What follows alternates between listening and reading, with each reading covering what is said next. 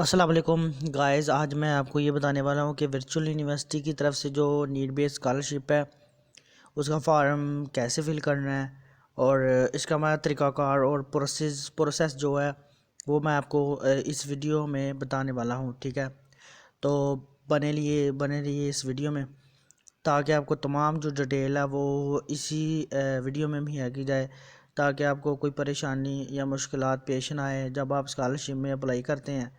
तो इसी के हवाले से मैं ये वीडियो बनाने लगा हूँ। चलिए स्टार्ट करते हैं अपने मेन टॉपिक की तरफ। ठीक है, सबसे पहले आपने view L M S open करना है। एल एम एस को ओपन करने के बाद यहाँ स्टूडेंट सर्विस पे आना है और स्टूडेंट सर्विस पे आने के बाद आपने यहाँ पे लिखना है नीड बेस्ड स्कॉलरशिप। और मैं आपको ये बताता चलूँ कि जो नीड बेस्ड स्कॉलरशिप है ना, वो उस वक्त लगती है यानी कि जब आपका उस लिस्ट में नेम आता है। समझ गए ना आप? जैसे कि पाकिस्तान में तकरीबन टोटल जो है ना 300 से अबव वर्चुअल यूनिवर्सिटी हैं, हर एक सिटी में एक एक है। तो उसी के हवाले से यही है कि हर एक का CGPA 4 पॉइंट से स्टार्ट होता है और वो जाता है तकरीबन यानी कि समझ लें 3.0 CGPA से। और ये तरतीब होती है एक लैन वाइज। ठीक है, उससे पहले कि ये मैं आपको बता दूं, यानी कि जिनका 3.9 CGPA है ना, वो 10 स्टूडेंट सेलेक्ट होते हैं। फिर 3.90 वाले यानी कि इससे नीचे आते जाते हैं। तो ये मैं कन्फर्म नहीं कर सकता कि आपकी जो स्कॉलरशिप है वो फुल लग सकती है, यानी कि आपकी फ़ीस माफ़ हो सकती है। इसका ये नहीं है कि आपको वो पैसे वगैरह देंगे, मगर आपकी जो फ़ीस है वर्चुअल यूनिवर्सिटी की, जो फ़ीस है अगले सेमेस्टर की, वो माइनस हो जाएगी। यानी कि मुराद ये है कि वो आप अगर आपका स्कॉलरशिप फुल लगती है तो आपको कोई फ़ीस अदा नहीं करना पड़ती। ठीक है, कोई फ़ीस नहीं देना पड़ती। तो अगर किसी के CGPA कम है यानी कि 3.50 से नीचे हैं तो उसके हो सकता है कि 15% लग जाए, यानी कि 9,000 फ़ीस में से आपके तकरीबन 2,000 माफ़ हो जाएगी। इतना CGPA अगर आपका है, तो अगर 3.0 40 है या 50 है। ठीक है, और फिर ये है कि जो जब स्कॉलरशिप लगती है तो ये लिस्ट में नेम आता है। लिस्ट जो तब होती है जब ये स्कॉलरशिप में आप अप्लाई कर देते हैं। ठीक है, तो उसी के हवाले से मैं आपको ये बताने वाला हूँ। ठीक है, तो सबसे पहले स्टार्ट करने से पहले मैं आपको यही बताऊंगा कि ये एक लिस्ट आती है। लिस्ट में आपका जो ID वगैरह होते हैं ना, तो उसी के हिसाब से वो स्कॉलरशिप लगाते हैं। किसी के 25%, किसी की 50, किसी की 60% लगती है, किसी की 70।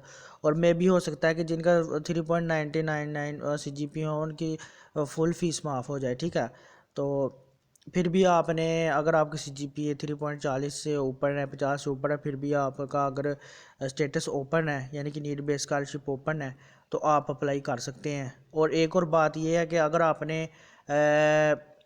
मैं आपको ये कहना चाहूँगा कि अगर आपने जो ये स्कॉलरशिप है यानी कि अगर आप अप्लाई करना चाहते हैं, तो अगर आपने 1 साल स्किप किया है एजुकेशन में, यानी कि अगर FSC में 1 साल स्किप किया है, तो आपकी फिर भी ये स्कॉलरशिप नहीं लग सकती।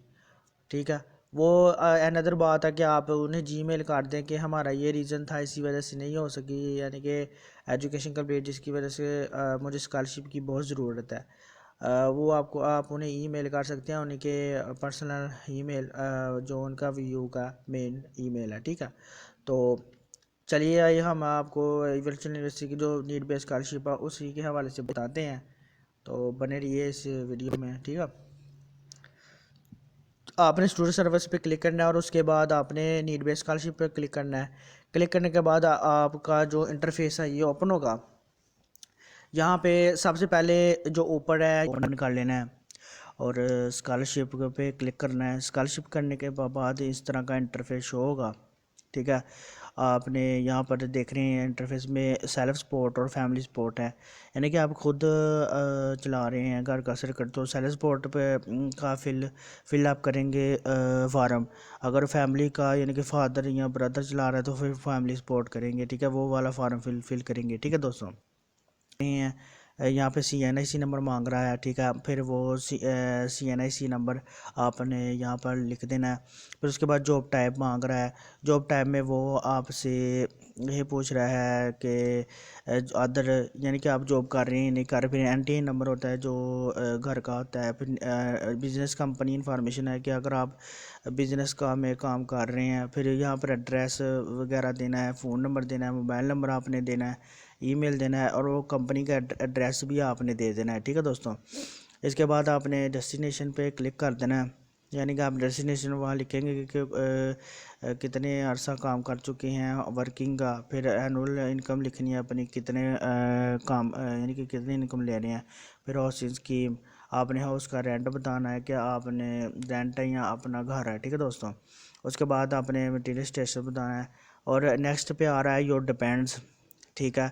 डिपेंड्स में आपने ये वाले फार्म लिख देना है, एज, मटीरियल, रिलेशन, अपना नेम वगैरह सारा कुछ लिख देना है, ठीक है दोस्तों। अगर आप अनदर हैं तो फिर आप ऐड भी कर सकते हैं। आगे एनुअल एक्सपेंडिचर के बारे में बता रहा है, यहाँ पर आपने अपनी पहली इनकम जो है वो लिखनी है। आगे इलेक्ट्रिक बिल इन्फॉर्मेशन के बारे में बता रहा है।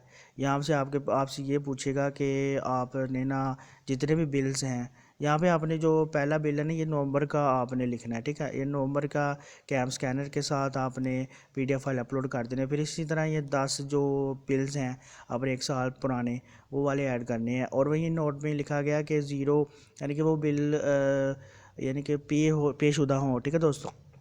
नेक्स्ट में वो बता रहा है कि स्कॉलरशिप अगर आपकी पहले लगी हुई है तो फिर उसके बारे में वो डिटेल पूछेगा, वो बतानी है आपने, ठीक है। और उसके बाद ये रेफरेंस 1 है। तो रेफरेंस 1 में आपने अपने किसी दोस्त का डाटा अब ऐड करना है, नेम उसका, रिलेशनशिप, डेस्टिनेशन, CNIC नंबर उसका, अपने दोस्त का मेलिंग एड्रेस, अपने दोस्त का टेलीफोन नंबर। इसी तरह हम नीचे चलते हैं और उसी तरह अपने अपने आपने अपने दोस्त का मोबाइल नंबर ऐड करना है। उसी तरह आपने आपने अपने दोस्त का ईमेल, और रेफरेंस 2 में भी आपने अपने दोस्त का डाटा ऐड करना है, ठीक है। और हम इसी तरह नीचे नीचे चलते जाएंगे। अगर आपका कज़न दोस्त है तो फिर उसका भी आप डाटा ऐड कर सकते हैं, ठीक है दोस्तों। और नेक्स्ट पे ये बता रहा है, इसी तरह आपने ये डाटा फिल करना है। उसके बाद ये बता रहा है कि किस रीज़न की वजह से आपको ये स्कॉलरशिप चाहिए, तो आपने 250 करैक्टर जो है ना यहाँ पर ऐड कर देने हैं, ठीक है। आपने यहाँ पर 250 करैक्टर ऐड करने हैं ऐसी सूरत में कि आपको जो स्कॉलरशिप है वो अवेलेबल होनी चाहिए, ठीक है। और इसके साथ हम नीचे चलते हैं डिक्लेरेशन में। डिक्लेरेशन में वो यूनिवर्सिटी के कुछ नोट बता रहा है कि इसको शेड्यूल को फॉलो करना बहुत अहम ज़रूरी है, ठीक है दोस्तों।